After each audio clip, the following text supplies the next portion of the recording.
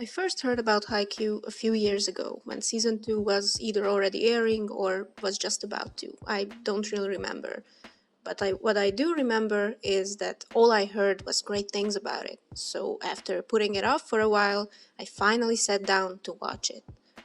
And I ended up marathoning the entire first season of 25 episodes in just a couple days. I was mesmerized. It was exciting, it was funny, it was well animated, it had quite a few heartwarming moments, and it made me think about a sport in a way I haven't in a long, long while. I always liked volleyball, and that's just a mild general like. I was never in love with the sport, not like I was with football when I was a kid. I actually wanted to be a pro football player, but of course nothing came of it because I was a chicken, but that's another story. I just simply liked volleyball and was fairly good at it, or at least certain aspects of it. And when I learned how to serve, and I could only ever do underhand in a way that people couldn't catch it, I was excited. When I learned how to receive properly without my arms hurting for days, I was proud. When I learned how to toss without my fingers cracking, I was relieved. It was a fun game, exciting even, that I enjoyed both in and outside of gym class, but I was never into it so much as to get into it seriously or competitively. And by the time I learned about Haikyuu, I haven't played the game in years, not since high school, so of course I never really expected to like a show about volleyball all that much. Boy, was I wrong. Haikyuu is a manga written and illustrated by Haruichi Furudate, and was adapted into an anime form by Production IG, with most of its episodes being written by Taku Kishimoto. The anime started airing back in April 2014, and ever since then has captivated millions of anime and volleyball fans. At first you might think it's just another generic sports anime where the team always wins, but you would be so horribly wrong. This show is so much more than that. The show is anything but generic. Every single character in this show is lovable, or at least relatable in their own special way. And if you're not calling every single one of them Bibi when they're on screen after just a few episodes, then there's definitely something wrong with you. Of course I'm kidding, but still, you just have to call them all Bibi, because they're all babies. Anyway, this anime manages to write about a sport that most of us, especially most of us weebs, probably don't really care about. We've all played volleyball at some point in our lives, but we didn't necessarily like it or were any good at it.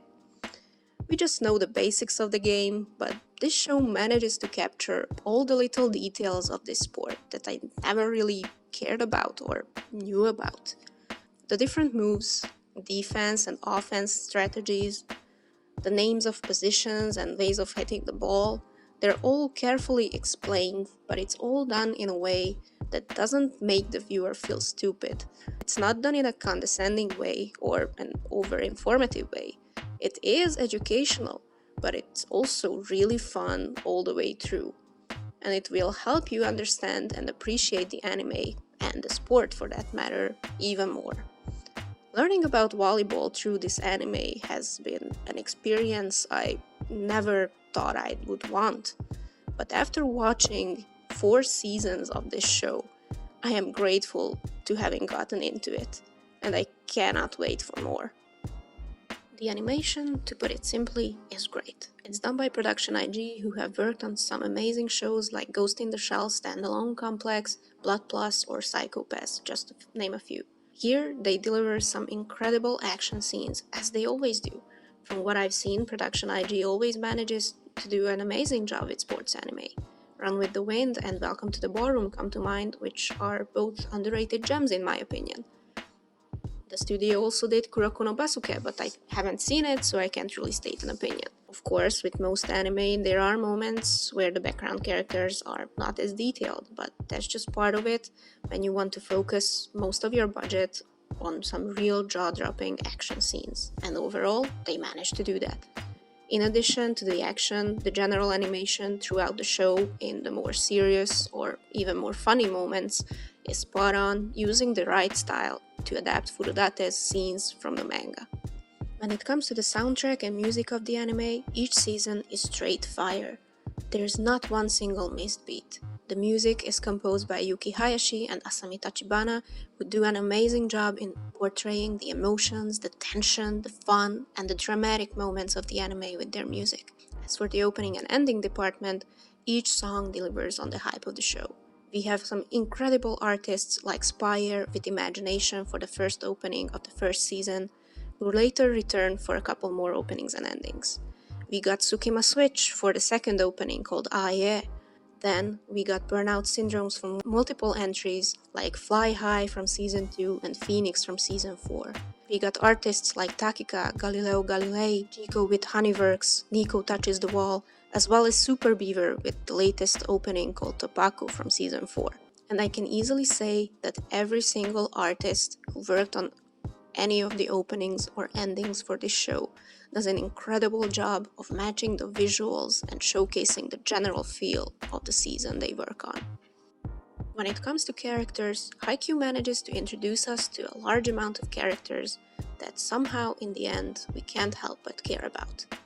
Each of the individuals introduced are well-rounded, detailed, and feel like real people.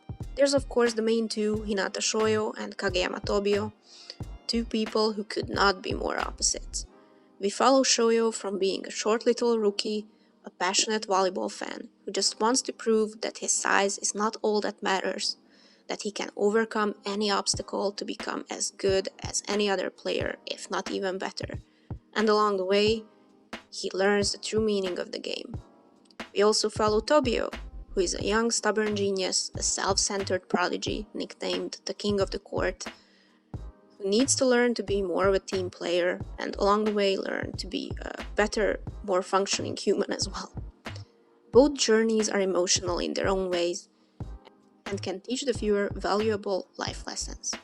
But the best part about this show is not just the main two, but the full cast. Everyone on all of the teams. Of course we root for Karasuno, because they are in the center of it all. We see things through their eyes most of the time. We all love to see Tsukishima evolve and actually learn to care about the game and his teammates. We feel for the third years and their struggle to try and win just one last game every time. We cheer for Yamaguchi when he finally learns to control his serves. We love to see Nishinoya be an adorable little ball of excitement and the backup players' path into realizing their actual value to the team. But it's not just about Karasuno. Every single team and their members represent something different. A different view of the game and life, a different view on what it means to be a team and a good player. Different goals and motivations. Each character is so well written that you cannot help but fall in love with each and every one, even the mean ones. Because once you learn their backgrounds, their stories, who they are, why they are fighting, you just want them all to succeed and can't help but root for them. We got Kenma from Nekoma, who's a gaming nerd and obvious introvert. It's hard for him to connect to anyone or anything. He's a great player, but also kinda lazy and doesn't really care all that much, but still doesn't quit the game because he somewhat likes it despite all the hassle, and he doesn't want to leave his friends. He struggles to make friends and to be the center of the attention, but still cares about what other people think about him. He has a special connection with Kuro, who he's known for a long time, and for the longest time he's been the only person he trusted. But despite all the odds, he becomes instant friends and rivals with Shoyo, even though they're completely opposite in their vibes.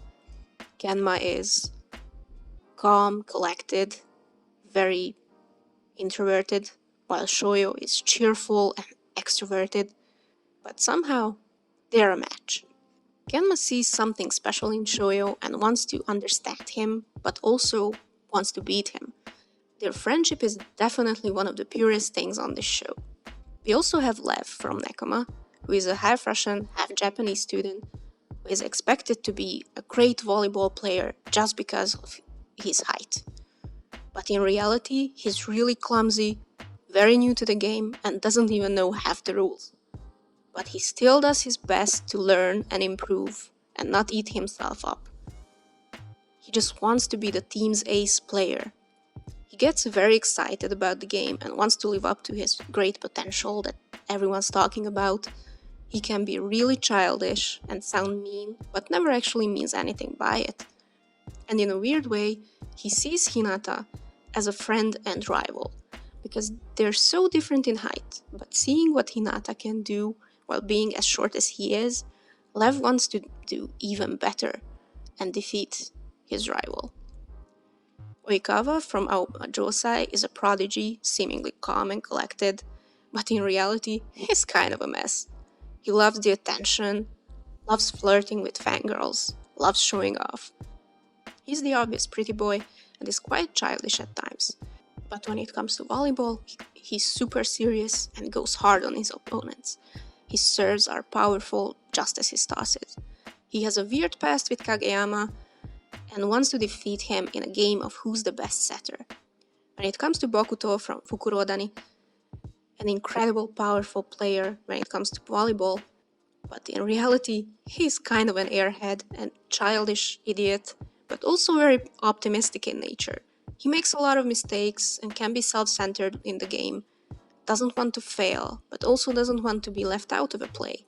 He, of course, wants to defeat all enemies, but still manages to become friends with quite a few opponents. He's good friends with Kuro and becomes great friends with Hinata, and the most unlikely of friendships forms with Tsukishima, who unfortunately doesn't seem to feel the same way. But Bokuto is friendly towards his juniors and opponents and wants to help them out as a friend and mentor. When it comes to Wakatoshi from Shiratorizawa, he is an amazing player, always serious, thinks highly of the game and doesn't want anyone weak to play it. He's mostly quiet, but often when he does talk, he's very blunt to express his opinions on other players, which can often seem rude and mean. He's a legacy kid, meaning that his father was a great player, which puts a lot of pressure on him, so he wants to live up to his father's legacy. Because of this, he has a very strict mindset and a special focus on being the best you can be. This causes him to dislike Oikawa for not attending the best school possible, and Hinata for his quote-unquote baseless enthusiasm toward winning because of his height. But I personally feel that Wakatoshi does respect them in a way, in a very weird competitive way, and wants to see if they can actually beat him one day. And finally, Atsumo and Osamu from Inarizaki, the fearsome Miya twins. Atsumo, or the blonde one, is quite confident in his abilities as a setter. He hates losing and has very high standards when it comes to other players. He can be quite condescending towards the others and can be also very childishly angry when something doesn't go his way. Osamu, on the other hand, the gray-haired one, is a lot more calm and laid back, but with enough provocation, he can get just as angry as his brother. He likes messing with his brother when he screws up, but he's also kind of a goof, easily distracted by food and how hungry he gets during a match. They both seem all serious at first because of the way they play, but both are kinda dorky and goofy and really like messing with each other. They are a perfect sync despite being polar opposites. They also see the potential in their opponents and take them seriously and respect them. And that's just a few of the most prominent characters. I haven't even touched on the side characters that provide the support for the players, while also kinda representing the viewer and their feelings. If I were to list them all, the list would go on forever. Having come to love and root for all these different characters on all these opposing teams can be very conflicting when two of your favorites are faced against each other and you love them both. You don't know who you want to win in the end, because no matter which side wins, you'll be happy. But no matter who loses, you'll also be sad. The best part in Haikyuu's writing is definitely how the characters are written, with incredible amount of detail and love, so you simply cannot resist. And if you ask me, that is the magic of Haikyu. Its characters. They are the heart of the show, and that's why so many anime fans around the world have come to love it. A show that has heart. One that teaches you not just about the sport, but what it truly means to its players. What succeeding and failing means, and how to deal with either of them, how to be a team player, but still stand on your own. Every storyline in the anime so far has been an incredible, one-of-a-kind experience, and that's very rare to find in a sports anime, especially if you're not that big on sports in general. I've watched a few sports anime in my day, but I do tend to be very selective with them. Haikyu is definitely in my top 2, Free being the other, because at first they might seem like your run-of-the-mill generic sports story, but they're really so much more than that. It's about the characters and their personal stories, and how you manage to relate to any of them, even if it's just one. It's about finding that something in at least one of the hundreds of characters that make you say, this is it. This is what I've been looking for. That is the true magic of Haikyu, in my opinion at least. And that was my kinda biased, kinda personal take on Haikyu and what it is and what it means to me. Since season 4 has just ended, I thought it would be a perfect time to talk about it, because this anime has been a lot more than I thought it would be. I really love this show, if you couldn't tell by this long ass video, and I really hope we get a season 5 and beyond. If you liked what I did here, feel free to like and subscribe and share this video around. I know it's not very good, I'm still new to this. Anyway, thank you for watching, and I'll see you guys next time. Bye!